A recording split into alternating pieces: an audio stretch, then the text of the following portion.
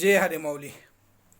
आज मी आपणासमोर सेवेसाठी घेतलेला अभंग संत शिरोमणी तुकाराम महाराज यांचा सद्गुरूंचा महिमा ज्या अभंगात आहे तो अभंग सेवेसाठी घेतला आहे. चंदनाचे हात पाये ही चंदन, परिसा नाही हिन कोणी अंग, दीपा नाही पाटी पोटी अंधकार, सर्वांगे साकर अवघी गोड, तुका म्हणे तैसा सज्जनापासून पाहता अवगुण मिळेचिना. याप्रमाणे आपण संत शिरोमणी तुकाराम महाराज यांनी सद्गुरूचा महिमा आपणासमोर प्रस्तुत करत असताना ते म्हणतात, चंदनाचे हात पाये ही चंदन, परिसा नाही हिन कोणी अंग. आता सद्गुरूसाठी त्यांनी हे अभंग लिहित असताना, अभंगाची रचना करत असताना आपल्याला या अभंगाच्या माध्यमातून हे दिसून येतं. आता चंदनाचे हात पाय हे चंदन, याचा अर्थ काय? तर सद्गुरू हे जगत कल्याणासाठी त्यांचा अवतार झालेला असतो. जगाच्या कल्याणातच आपलं कल्याण मानणारे ते सद्गुरू. आणि समाजामध्ये जे अंधकार आहे, जे अंधकार आपल्या ज्ञानाच्या माध्यमातून, कृतीच्या माध्यमातून, उपदेशाच्या माध्यमातून ते दूर करतात. आणि साधकाच्या अंगामध्ये जे दोष आहेत ते दोष निवारण करण्याचं कार्य सद्गुरू करतात. यासाठीच म्हणलं आहे, निमिरातुनी तेजाकडे ने आम्ही प्रभू साधका. याप्रमाणे सद्गुरूचा अवतार समाज कल्याणासाठी झालेला आहे. आणि असे सद्गुरू जगाच्या हितासाठी आपले जीवन अर्पण करतात. आणि त्यांच्या विचारातून, आचरणातून, व्यवहारातून, ज्ञानातून, उपदेशातून साधकाचे जीवन परिपूर्ण होते, त्याला मोक्षाची प्राप्ती होते. आणि त्यासाठीच म्हणलं गेलं आहे की चंदनाचे हात पाय हे चंदना. यांनी त्यांचे विचार जे आहेत, त्यांचे जे आचरण आहे, त्यांचा जो बोध आहे, त्यांचं जे ज्ञान आहे, ते ज्ञान त्या चंदनासारखं आहे. ज्या चंदनाचा सुगंध हवेच्या माध्यमातून साऱ्या दिशेला जाऊन मिळतो, साऱ्या जगाला तो आनंद मोहक करून टाकतो. आणि याप्रमाणेच सद्गुरूचे विचार असतात, आचरण असतं. म्हणूनच चंदनाची उपमा देण्याचं कारण हेच आहे की सद्गुरू हे त्या चंदनासारखे आहेत. त्यांचे विचार, आचार हे समाज हितासाठी आहेत. आणि त्यांच्या जीवनामध्ये जो कोणी साधक भक्तिभावाने जाईल, त्यांना शरण जाईल, त्यांच्या सानिध्यात जाईल, तर त्या व्यक्तीचं सोनं होतं. जसं परिस असतो आणि परिसाला कोणत्याही अंगानं जर स्पर्श केला तर त्या लोखंडाचं सोनं बनतं, तसंच सद्गुरूमध्ये जे गुण आहेत, जे ज्ञान आहे, ज्या ज्ञानाच्या कोणत्याही अंगाला जर स्पर्श केला, त्याचं कोणत्याही अंगानं जर अनुकरण केलं, जीवनामध्ये ज्ञान प्राप्त केलं, तर त्या मनुष्याच्या आयुष्याचं सोनं होतं. म्हणजेच त्याला मोक्षाची प्राप्ती होते. आणि सद्गुरूपासे माया, द्वेष हे काही राहत नाही. ते फक्त जगाच्या कल्याणासाठीच त्यांचा अवतार झालेला असतो. आणि त्यासाठीच म्हणलं गेलं आहे ना, संतांची संगती मनोमार्गगती.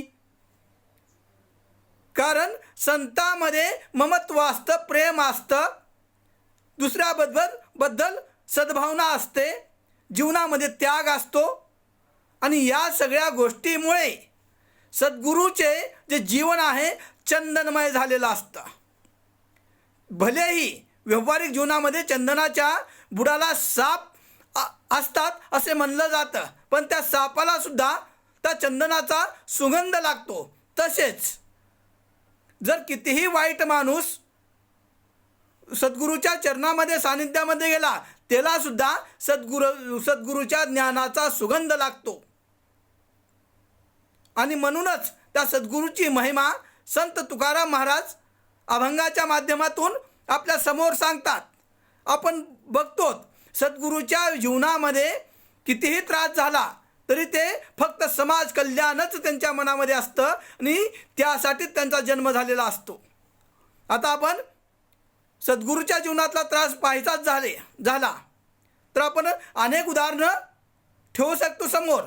जसे ज्ञानेश्वर माऊलीचे वडील विठ्ठल पंत यांनी गुरुच्या आज्ञेवरून संन्यास सोडून तिथं गृहस्थ जीवन स्वीकारलं. गुरुची आज्ञा होती आणि त्यामुळे त्यांनी गृहस्थ जीवन स्वीकारलं. परंतु समाजाकडून त्यांना संन्यासी म्हणून त्यांचा किती छळ झाला ते वर्णन करणे शक्य नाही. वाचत असताना कुठे ते कुठे मनामध्ये एक विरह निर्माण करतो, हृदय फुटून जातं. मग त्याने स्वतः जे अनुभवलं आहे ते शब्दामध्ये मांडणं कसं शक्य आहे. आणि त्या विठ्ठलपंतांच्या जीवनामध्ये एवढं दुःख राहून सुद्धा त्यांनी समाजकार्य सोडले नाही आणि आपली पत्नी रुक्मिणीबरोबर शेवटी देहत्याग केला. आणि त्यांच्याच पोटी पुढे आपण पाहतो निवृत्तीनाथ जे शिवाचे अवतार, ज्ञानेश्वर संत माऊली ज्ञानेश्वर जे विष्णूचे अवतार, सोपान ब्रह्माचे अवतार, मुक्ताई आदिशक्तीचा अवतार, असे अवतारांनी त्या संतांच्या त्या भगवानाच्या पोटी विठ्ठलपंताच्या पोटी जन्म घेतला. तरीसुद्धा त्यांनाही लोकांनी संन्यासाचे पोरं म्हणून त्रास द्यायला सुरुवात केली. त्यांना भिक्षासुद्धा दिली नाही. जागोजागी अपमानित करण्यात आलं. त्यांचा छळ केला गेला. आणि इथपर्यंत भिक्षा मागायला गेल्यानंतर कित्येक लोकांनी त्यांना एवढं अपमानित केलं की त्या वयामध्ये, ज्या वयामध्ये संत माऊली होते त्या वयामध्ये एवढं सहज सहन होणं कठीण असतं. तरी पण या संत माऊलींनी, या ईश्वर अवतारांनी तेवढं सहन करूनही ज्या व्यक्तींनी त्यांना अपमानित केलं होतं त्यांचेच भले चिंतले, त्या समाजासाठी अनेक ग्रंथाची निर्मिती केली, त्यांच्यावरच उपकार केले. अशी संतांची प्रवृत्ती असते. संत हे विरक्ती, त्यांच्या मनामध्ये विरक्ती असते, प्रेम असतं, त्याग असतं, त्यांना आपण संत म्हणतो. संत हे प्रवृत्तीचं नाव आहे. संत बाह्य वेशाचं नाव नाही आहे. संत बोलण्याच्या शैलीचं नाव नाही आहे. संत हे आचरणाचं नाव आहे. संत हे विचाराचं नाव आहे. संत हे ज्ञानाचं नाव आहे. संत हे व्यवहाराचं नाव आहे. आणि म्हणून जरी कोणी आज समाजामध्ये आपण बघतो स्वतःला संत म्हणून घेण्यासाठी तऱ्हेतऱ्हेचे अवतार या तऱ्हेतऱ्हेचे वेशभूषा परिधान केली जाते, पण ते संत नाहीत. संत हे विरक्तीचं, मनाच्या त्या उदार भावनेचं, औदात्याचं, प्रेमाचं, त्यागाचं नाव संत आहे. आणि अशा संतांचे जीवन त्या चंदनासारखे असते. ते कुठेही असो त्यांच्या त्या विचारांच्या, कृतीचा सुगंध साऱ्या समाजामध्ये फिरतो आणि त्या सुगंधामुळे सारा समाज तिथं मोहित होतो, मोहक होतो, आनंदी होतो. अशा प्रवृत्तीला संत म्हणलं गेलं आहे. आणि संत तुकाराम महाराज त्यासाठीच म्हणतात, चंदनाचे हात पाय ही चंदन, परिसा नाही हिन कोणी अंग. तरी किती जर दुष्ट व्यक्ती, किती जर मूर्ख व्यक्ती, किती जर अज्ञानी व्यक्ती त्या संतांच्या सानिध्यामध्ये गेला तर संत त्या परिसासारखे आहेत. ते त्या मूळ अज्ञानी असणाऱ्या आपल्या साधकालाही सुवर्ण करून सोडतात आणि ही गुरुची महिमा आहे. आणि म्हणूनच आपण अनेक उदाहरणं बघतो की संत हे समाज कल्याणासाठी, समाजामधले जे दीनदलित आहेत, ज्यांना कुणाचा आधार पाहिजे, त्या लोकांसाठी कार्य करतात. त्याच नाही तरी त्यांच्या सानिध्यामध्ये येणाऱ्या त्या प्रत्येक साधकाच्या मनामधला विकार दूर करण्याचे कार्य संत करत असतात. आणि आपण बघतो, जे का रंजले गांजले त्यासी म्हणिले जे आपुले, तोची साधू जाणावा तेथीच देव मानावा. हे संतांची शिकवण आहे. आणि असे संत या आपल्या भूमीमध्ये होऊन गेले. आणि अशा संताच्या बद्दल संत तुकाराम महाराज आपणाला सांगतात. संताचं जीवन त्या चंदनाप्रमाणे असतं. चंदनाप्रमाणे असतं म्हणजे त्यांचे विचार, व्यवहार, आचरण हे त्या चंदनासारखं असतं, ज्या माध्यमातून सर्वसामान्यापर्यंत त्यांच्या ज्ञानाचा प्रकाश जातो. आणि साधकाला ज्या अज्ञानाने, जो विकाराने ग्रस्त आहेत, जो मोहमायाने ग्रस्त आहेत, जे अज्ञानाने ग्रस्त आहेत, जे फक्त आणि फक्त एक क्षणिक सुखाच्या पाठीमागे लागलेले आहेत, अशा साधकाला संत आपल्या ज्ञानाच्या माध्यमातून तिथे मोक्षापर्यंत नेतात, मोक्षाची प्राप्ती करून देतात. म्हणून अशा संताबद्दल, जे माया जमा करत नाहीत, ज्यांच्या मनामध्ये मोह नाही, फक्त विरक्ती आहे. आणि अशा संतांची उदाहरणं आमच्यासमोर अनेक आहेत, जे संत विरक्त भावनेचे आहेत. संत तुकाराम महाराजांनी आपल्या संसारातल्या बऱ्याच गोष्टी समाजासाठी वाहिल्या. त्यांच्या संसारामध्ये जे दुकान होतं, जे व्यापार होता, तेही समाज कल्याणासाठी तिथं त्यांनी अर्पण केलं. हे संतांची उदार भावना. मनामध्ये काही अपेक्षा नाही आहे, फक्त ईश्वर प्राप्ती आणि साधक. असे संत जे सांसारिक खोट्या मोहमायेपासून मुक्त होऊन सत्यज्ञानाची प्रचिती करून देतात, त्या संताबद्दल संत तुकाराम महाराज म्हणतात, त्यांचे हात, पाय आणि सगळे अंगच तिथं चंदनमय आहे, ज्या विचाराचा सुगंध चारी दिशाला जातो. म्हणून ते म्हणतात. एवढेच नाही तर संत त्या परिसासारखे आहेत, ज्याच्या सानिध्यामध्ये कुठल्याही अंगाने स्पर्श झाला त्या परिसाला तर तिथं सोनं होतं, म्हणजेच मनुष्याच्या जीवनाचं सार्थक होतं. पुढल्या चरणामध्ये संत तुकाराम महाराज म्हणतात, दीपा नाही पाठी पोटी अंधकार, सर्वांगे साखर अवघी गोड. आणि संत त्या दिव्यासारखे असतात.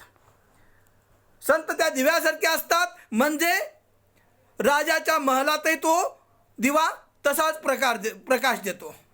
गरिबाच्या झोपडीमध्येही तो तसाच प्रकाश देतो. ते दिवा आपलं कार्य तेवढंच करतो की त्याला फक्त प्रकाश द्यायचा आहे. आणि तो प्रकाश कसा? ज्ञानाचा प्रकाश, सत्य ज्ञानाचा प्रकाश, सत्य मार्गाचा प्रकाश, खऱ्या ज्ञानाची प्रचिती. आणि ते दिवा जसं अंधकार दूर करतो आणि प्रकाशाकडे माणसाला घेऊन जातो, माणसाला प्रकाश दाखवतो, तसंच संत आहेत. आणि त्या संतांच्या चारी बाजूने, सर्व बाजूनी प्रकाश आहे, म्हणजे तिथं कसलीही मोहमाया नाही. अशी उपमा देत असताना संत तुकाराम महाराज म्हणतात, दीपा नाही पाठीपोटी अंधकार. त्या दिव्या म्हणजे आणि सद्गुरूमध्ये कसलाच कुणासाठी अंधकार नाही. सगळ्यासाठी एकच न्याय आहे, सगळ्यासाठी एकच भावना आहे आणि सगळ्यासाठी एकच प्रेम आहे.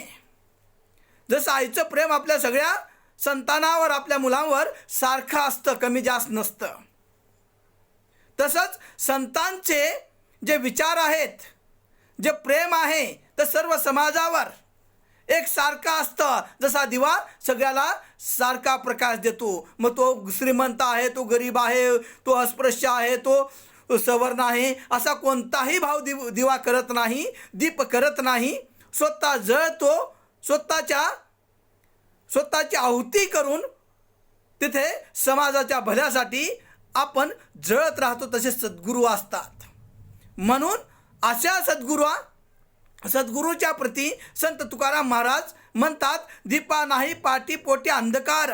सद्गुरूच्या मध्ये कुठंच अहंकार नसतो, कुठंच मीपणा नसतो, कुठंच खोटं ज्ञान नसतं. सत्य आणि सत्य त्यांच्या पशी एवढंच असतं.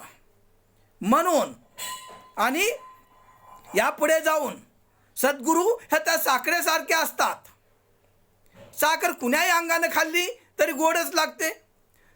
मग ती साखर आंधळ्याने खाऊ, बहिऱ्याने खाऊ, मुडाने खाऊ, ज्ञान ज्याला आहे त्याने खाऊ, विद्वानाने खाऊ, कोणीही साखर खाल्ली तरी त्या साखरेची चव गोडच असते. तसं गुरुच्या सानिध्यामध्ये कितीही जर दुष्ट व्यक्ती गेला तर सद्गुरू त्याच्यावर कृपाच करतात. आणि याचं उदाहरण आपल्याला पाहायचं असेल तर आपण पाहतोत, संत एकनाथ महाराज ज्या वेळेस नदीवरून स्नान करून येत होते, एक दुष्ट व्यक्ती तिथं त्या संत एकनाथावर कित्येक वेळा थुंकला, पण संत एकनाथ महाराजांनी कोणताही शब्द त्याला बोललेला नाही. आणि जेवढा वेळेस त्याने थुंकलं तेवढ्या वेळेस जाऊन संत एकनाथ महाराजांनी स्नान करून आले. शेवटी थुंकणारा म्हणला, हे प्रभू, हे माऊली, मी एवढे वेळेस तुमच्या शरीरावर थुंकले का तुम्हाला राग आला नाही? तर संतांची वैचारिकता बघा. ते म्हणतात, अरे तुझ्यामुळे मला आज गंगेचं इतका वेळा स्नान मिळालं, हे माझं परम भाग्य आहे. असे संतांचे विचार. आणि म्हणून दुष्ट कसाही वागला तरीही त्या साखरेप्रमाणे ते फक्त संत गोडीच देतात. आणि संतांमध्ये एक औदार्य असतं, उदात्त भावना असते. ते कशी? संत चराचरामध्ये ईश्वर बघतात. संत श्रीमंती गरिबी पाहत नाहीत. संत मनुष्याच्या आत्म्यामध्ये ईश्वर बघतात. आणि याचं उदाहरण आपण संत एकनाथाच्या चरित्रामधून पाहू. ज्यावेळेस ते गंगेचं तीर्थ आणतात, गंगेचं तीर्थ घेऊन यायला लागलेत, त्या वाळूमध्ये गाढव आहे, त्याला तहान लागली आहे, आजूबाजूला पाणी नाही आहे. त्यावेळेस गाढव तहानेने व्याकुळ झालेला संत एकनाथांना दिसतो. आणि ते तीर्थ त्यांनी पवित्र तीर्थ पैठणच्या त्या शिवाला अर्पण करण्यासाठी आणलं होतं, ते तीर्थ ते त्या गाढवाला पाजवतात. आणि ज्यावेळेस बरोबरचे लोक म्हणतात, महाराज आपण हे काय करत आहात? तर ते म्हणतात, माझा पांडुरंग, माझा विठ्ठल या गाढवाच्या आत्म्यातच आहे, त्याच्या आत्म्याला शांती मिळाली, यातच माझा परमेश्वर आहे. म्हणून या प्रकारचं त्यांचा व्यवहार असतो, याप्रमाणेचे त्यांचे विचार असतात. आणि म्हणूनच संत हे त्या साखरेसारखे आहेत. कुणाही बाजूने खावा ते गोडच. आणि गोडी त्यांच्या ज्ञानात, विचारात, आचरणात असते, त्यांच्या उपदेशामध्ये असते. आणि म्हणून संत तुकाराम महाराज म्हणतात, सर्वांगे साखर अवघी गोड. म्हणजे सद्गुरू हे सगळ्या बाजूने गोडी असते त्यांच्या जीवनामध्ये. आणि ती गोडी ज्ञानाची असते, उपदेशाची असते, प्रेमाची असते, विरक्तीची असते, आपल्या साधकाच्या हितामध्ये असते. अशी गोडी त्या सद्गुरूच्या जीवनामध्ये असते. म्हणून संत तुकाराम महाराजांनी सांगितलेलं आहे, संत हे सद्गुरू हे त्या दीपासारखे आहेत, त्या साखरेसारखे आहेत. आणि म्हणून पुढे चालून शेवटच्या चरणामध्ये संत तुकाराम महाराज म्हणतात, तुका म्हणे तैसा सज्जनापासून पाहता अवगुण मिळेची ना. आणि जे सज्जन आहेत, जे सद्गुरू आहेत, त्या सद्गुरूमध्ये एकही तिथं अवगुण पाहायला मिळत नाही. ते सगळ्याचे कल्याणच तिथं कल्याणाचाच विचार करतात. जगाच्या कल्याणा संताची विभूती ध्येय कष्टविती परोपकारे. आणि असे संत ज्यांच्यामध्ये कोणताही अवगुण नाही आहे, फक्त आणि फक्त समाज कल्याण, राष्ट्रहित आणि सगळ्या साठी एक समान भावना आणि आपल्या साधकाचं कल्याण होवं हेच अपेक्षा, त्याला मोक्ष मिळवून देण्यासाठी, त्याच्या जीवनात आनंद मिळवून देण्यासाठी, त्याच्या आपल्या साधकाच्या जीवनातले दुःख नष्ट करण्यासाठीच त्या संतांचा अवतार झालेला असतो. आणि आपण पाहतोत दुष्टातला दुष्ट व्यक्तीही जर त्या संतांच्या शरणामध्ये गेला आणि त्यांच्या उपदेशाचं जर अवलोकन केलं तर मनुष्याच्या जीवनाचं सार्थक होतं. आणि त्यासाठीच आपण जे वाचतोय, जे अध्ययन करतोय, जे ऐकतोय, त्याचं अनुकरण करणं महत्त्वाचं आहे. फक्त वाचून किंवा ज्ञान समजून घेऊन उपयोग नाही आहे. जोपर्यंत त्या उपदेशाचं अनुकरण होत नाही तोपर्यंत त्या ज्ञानाचा काहीही मनुष्याला फायदा होत नाही. अनुकरण करण्यासाठी ज्ञान असतं.